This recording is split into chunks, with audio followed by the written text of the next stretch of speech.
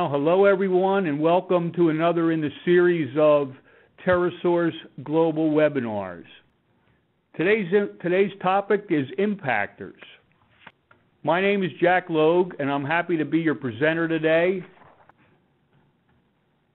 Today, I'm going to be discussing reversible impactors, reversible Coalpactors, which are a special variation of the impactor line, a primary impactor product line that we developed for large feeds, and lastly our twin rotor impactors, which are used on sticky, hard to handle materials.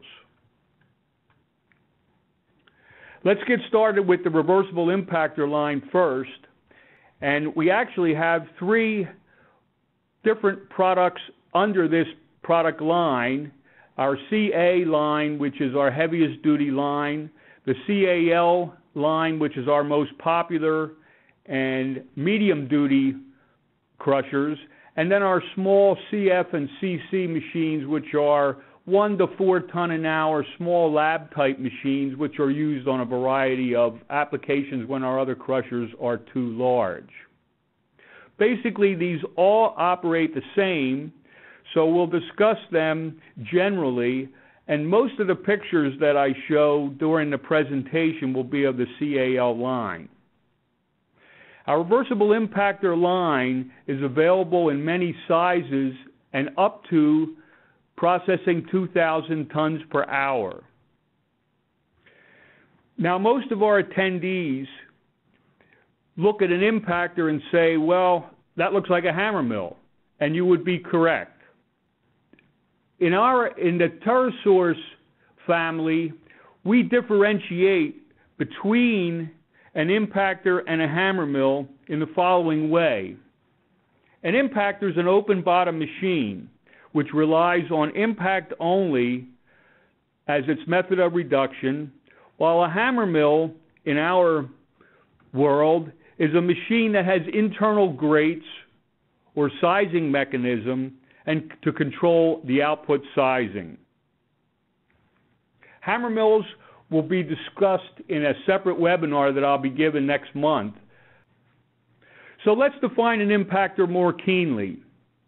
It has no grates or screen plates to control the output sizing, but rather relies solely on the rotor speed and the hammer friability to determine the output sizing. It has large cast swinging hammers and no tramp iron collection pocket. It also has a relatively large reduction ratio, and that ratio is the ratio between the input size and the output size. Now let's look at how an impactor operates. The name pretty much tells it all. The reversible impactor is basically two crushers in one, especially when it is properly reversed. The impactor uses dynamic free air impact repeatedly as the method of reduction. In a reversible machine, the feed material enters directly on top of the rotor. The material receives multiple impacts, both from the hammers and against the breaker blocks, lining each side. To keep horsepower draw smooth, the clearance between the hammers and the breaker blocks is greatest at the top of the crusher and then gradually decreases as the material moves down towards the bottom of the machine. This gradual reduction keeps the horsepower demand down and smooth and reduces wear on the crusher components, as well as maximizing the throughput or capacity. The material then exits out the open bottom. The impactor has built-in tramp iron protection because of the open bottom and the free swinging hammers, which can lay back when an uncrushable is encountered. This offers instantaneous relief against damage from uncrushables. Changes in output size with an impactor are accomplished in one of three ways. For major changes in output size, the speed needs to be adjusted. For minor changes or to compensate for wear in the components, the breaker block assemblies are adjustable closer to the hammers or further away from the hammers. Thirdly, we have different breaker block configurations that we could put into the machine as an alternate to the stepped design you see in this picture. So where are impactors used? Actually, these machines are used in a wide variety of industries, somewhat different than some of our other product lines which are more specific. Some of the industries where the impactors are used include cement, where they'll be used to crush limestone or gypsum or clay. In the potash industry, as a raw ore crusher, and both as a secondary and tertiary machine, and both in dry and wet services with potash. Also, impactors, you'll see them at crushed stone plants, aggregate plants, power plants, lime plants, and on a variety of other minerals. Generally, in these industries, the reversible impactor is employed as a secondary or tertiary machine, as I mentioned. In potash, for instance, the impactor is used to crush the raw ore after it's primary crushed underground in a dry state or in wet crushing where they add some brine to the material prior to wet screening and prior to putting it into the preparation process. Impactors are used at power plants equipped with flue gas desulfurization to prepare the limestone used as a sorbent before the grinding mills that do the final sizing of the limestone. Having an impactor as a pre-crusher allows more flexibility in the size of the limestone that can be purchased and brought into the power plant. Since impactors are open bottom machines, they're generally applied where material may be too abrasive for a crusher that has internal screens. Because they are reversible, feeds are generally limited, however, to maybe a -6 inch in that range because the material comes directly down on top of the rotor. We'll talk a little bit more about that later. And output sizes generally are in the 1/2 inch to 1 inch range, although 1/4 inch products are often made if the material is soft enough or friable enough. Since only impact is used in the impactor, to control product fineness or output top size, the machines are often used in closed circuit systems where there is some external screening done off the machine. The machine is coupled in a system where the material from the impactor is put over a vibrating screen and the oversized material is recycled back to the crusher for another pass.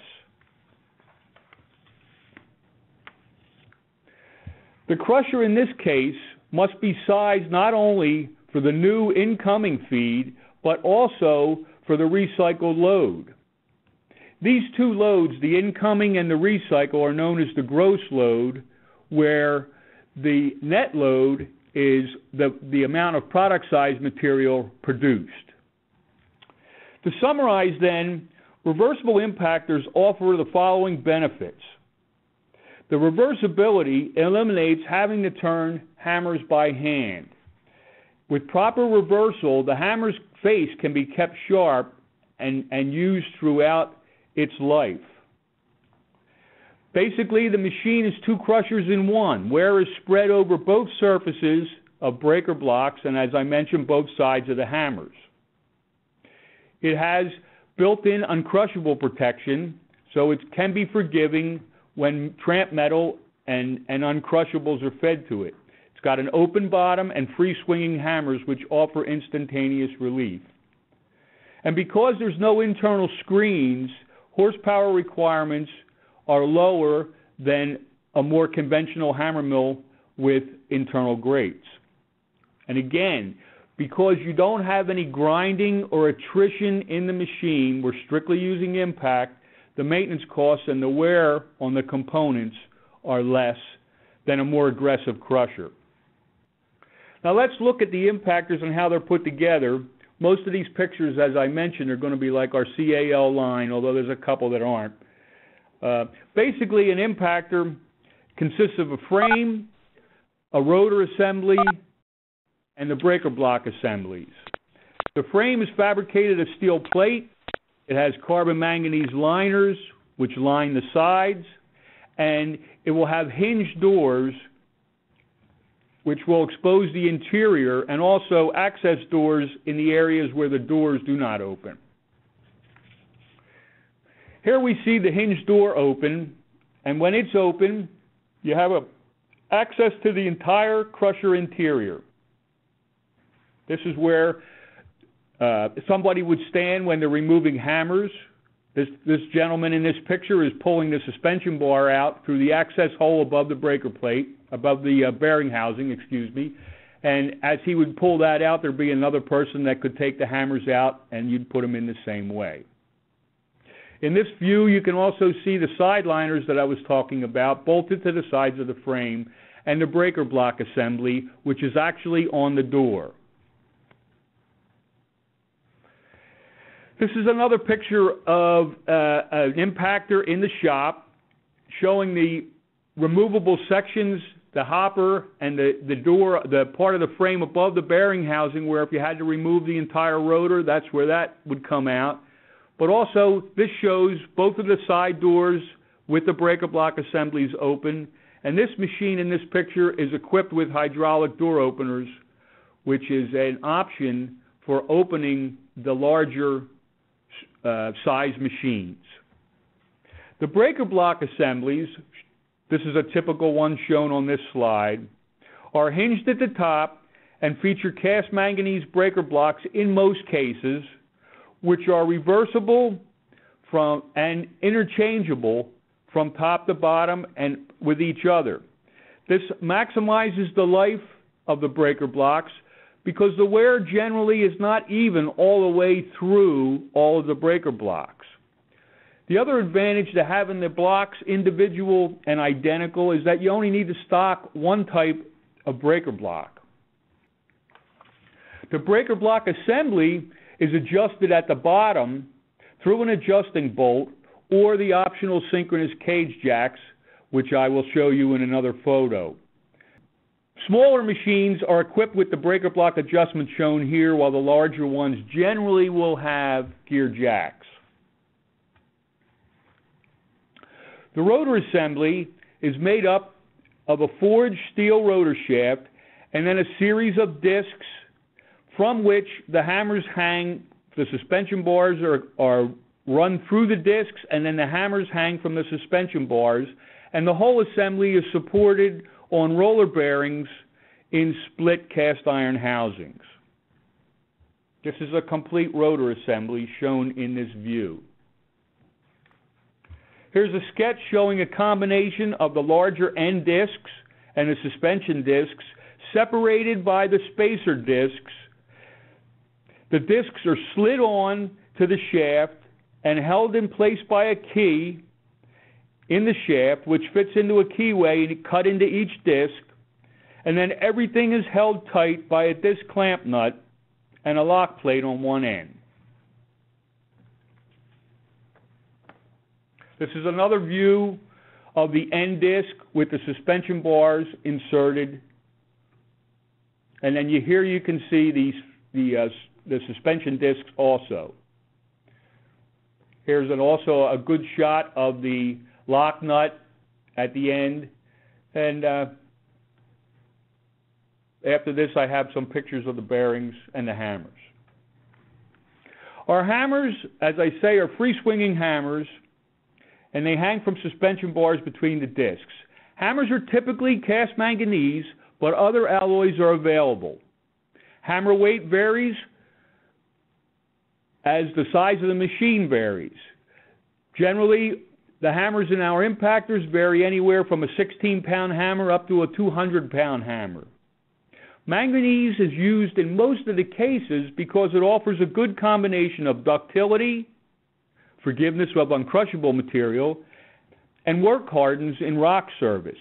As I mentioned, there's other alloys that can be used, but manganese is a real good alloy to use in a stone application. The bearings are spherical roller bearings in split cast iron housings, and normally they're all grease lubricated. Oil can be used, but for our machines and the size of the bearings and the speeds, grease lubrication is sufficient in most cases. Here's a picture of the synchronous cage adjustment that I described on a big machine, usually used in the larger models, where both gear jacks are able to be adjusted at the same time from a single ratchet wrench in the center. This is important in the big wide machines because these machines can get as wide as 100 inches wide, and adjusting each jack individually to try to keep the cage square with the rotor could be difficult, and this synchronous adjustment allows that to be done easily. Here's another shot of a unit equipped with the hydraulic door opener feature. Again, something that's popular in the larger sizes, not so much in the smaller machines. Impactor maintenance generally involves hammers and suspension bars.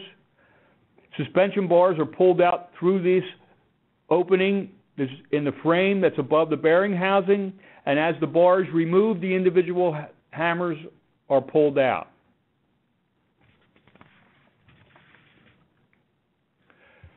The large end door makes hammer removal and breaker block removal relatively accessible and quick to do.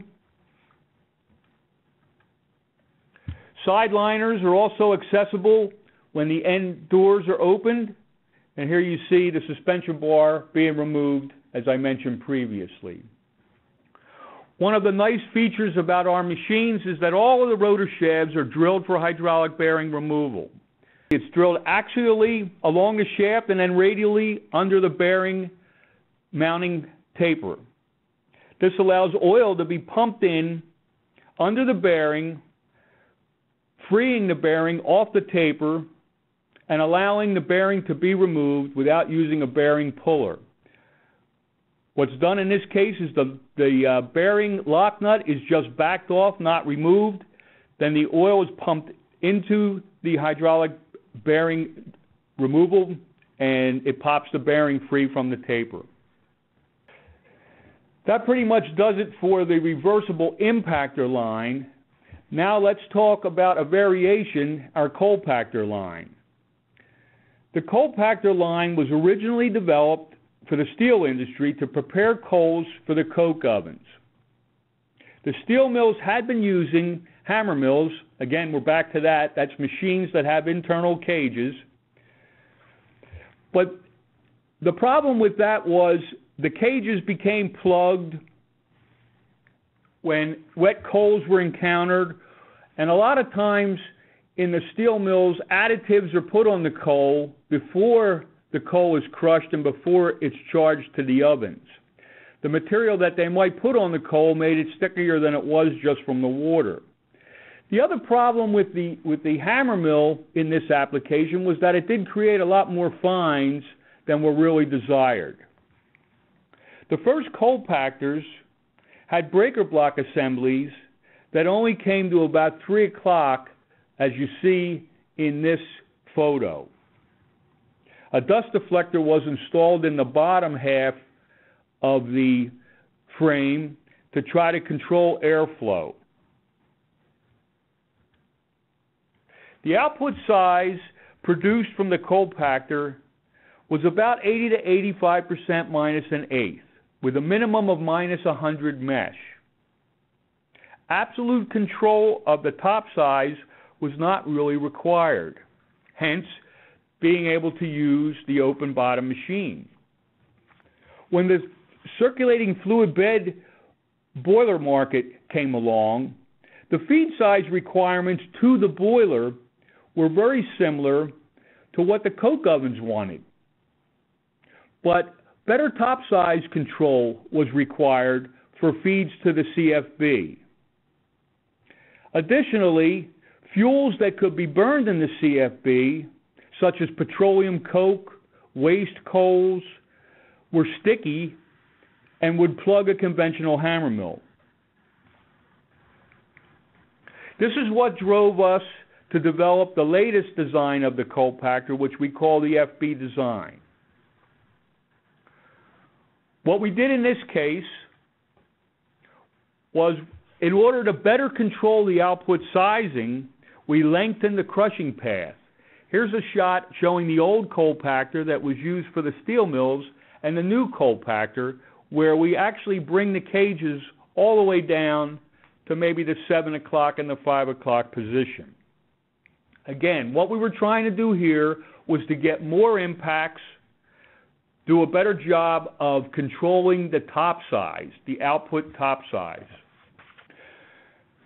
The reason why the impactors that I previously talked about, our reversible impactors, were not suitable is that those machines, if you remember, used few large hammers, and they were designed to crush rock.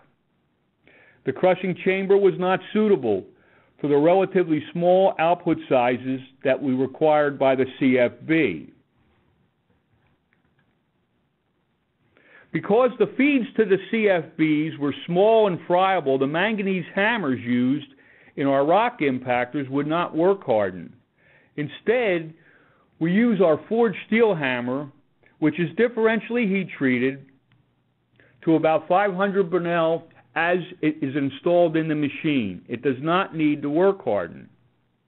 The differential heat treating keeps the head hard, like I say, about 500 Bernal hardness, but the shank is more ductile, generally in the range of 300 Bernal hardness. So we can taper back the hardness from the working face and the head of the hammer and make the shank of the hammer ductile, and so when uncrushables are encountered, this hammer is very forgiving of uncrushable material. If the entire hammer was made all of 500 Bernal hardness material, you'd have a real problem with hammers shattering and breaking when uncrushables are encountered. The other advantage to the forged steel hammer is that the forging process produces hammers that are much more uniform in weight than the casting process. We can supply sets of hammers that are forged, or forged steel hammers, in weight groups that are tight enough as you buy them as a set that no balancing, no weighing is done before you can install them in the machine. They come accurate enough that they can be put in as a set purchased from us without any additional weighing and balancing. We have several sizes of the forged steel hammers, the 16, 20, and 50-pound hammer that you see here, and we have some variations on these hammers in that we have various hard-facing arrangements that we can add if we have a real abrasive application, or an application where we need to control top size very tightly, output top size very tightly. We also built in some output size flexibility by redesigning the breaker block in the breaker block assembly in the bottom portion of the machine. What we have in this section is removable sections that we can, again, go back to lengthening the crushing path or shortening it if we're crushing too much material or crushing too finely. That gives us some flexibility in addition to maybe changing the speed or changing the position of the breaker blocks or the number of rows of hammers. It just gives some flexibility where you can make some changes to output size without having to make major revisions in the interior of the crusher.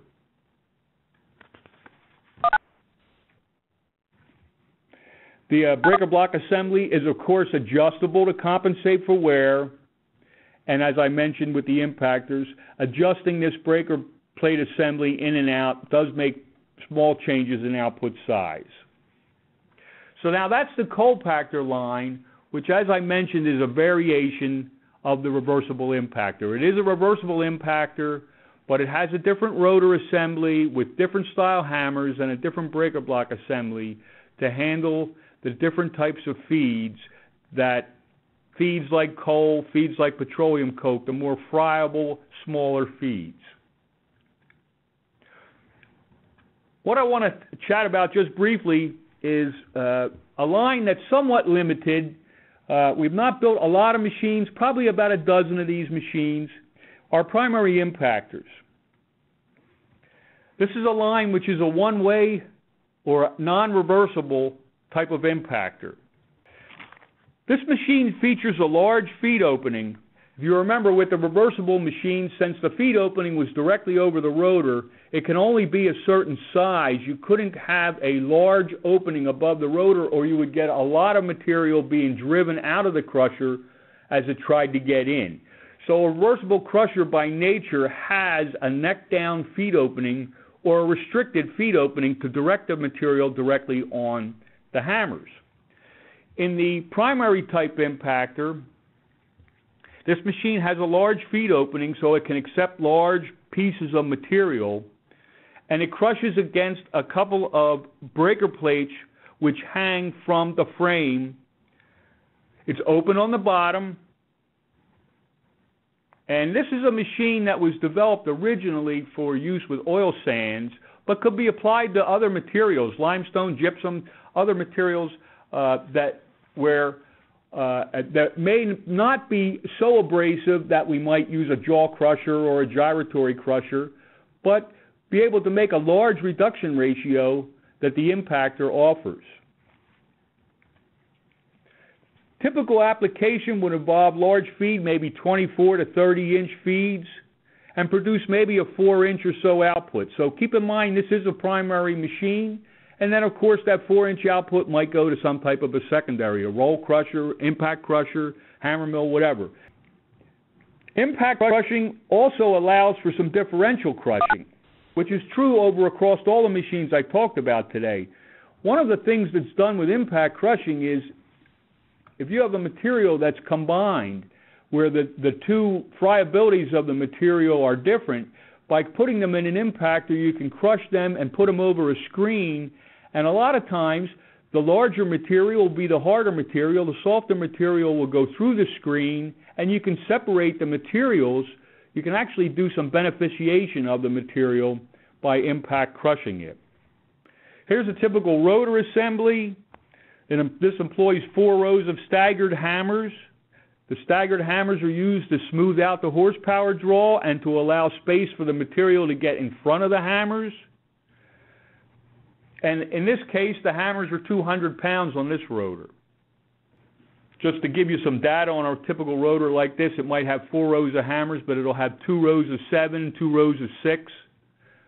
Again, we're using spherical roller bearings. And the rotor speeds on something like this are in the 400 to 600 RPM range, which when you look at feet per minute, maybe 8,000 to 9,000, 10,000 feet per minute hammer tip speed.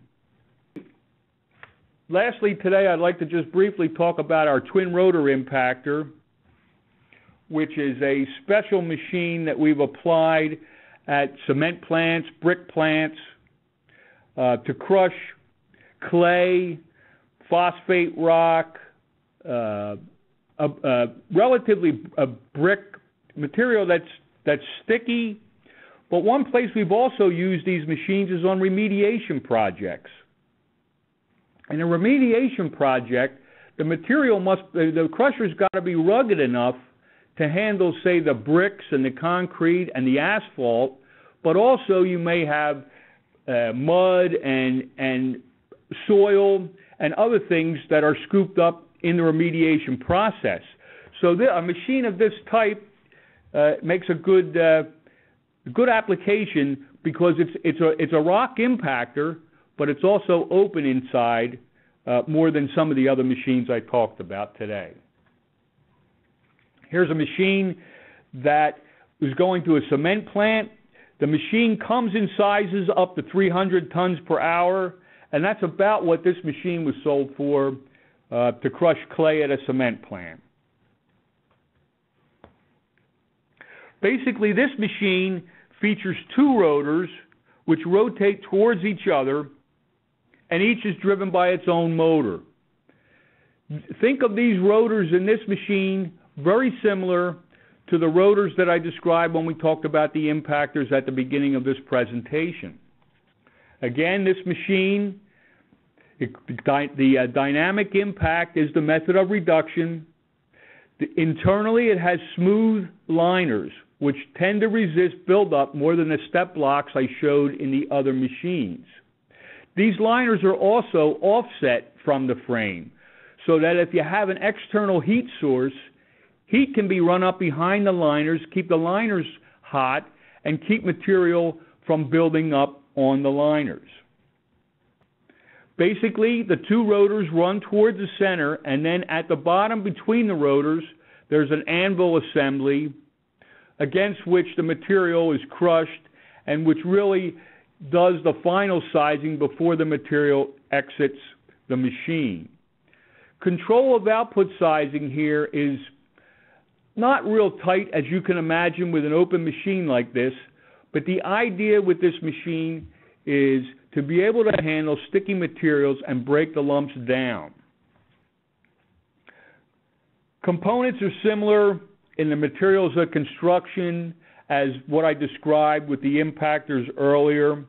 This frame is split right along the center line of the two rotors so that it comes off in two halves, which exposes each rotor, and that's how you would take the rotors out of the machine. The rotors are supported on the same type of bearings and bearing housings as the previous machines that we discussed. And the breaker bark is cast manganese quite often, but again, can be different designs and different materials.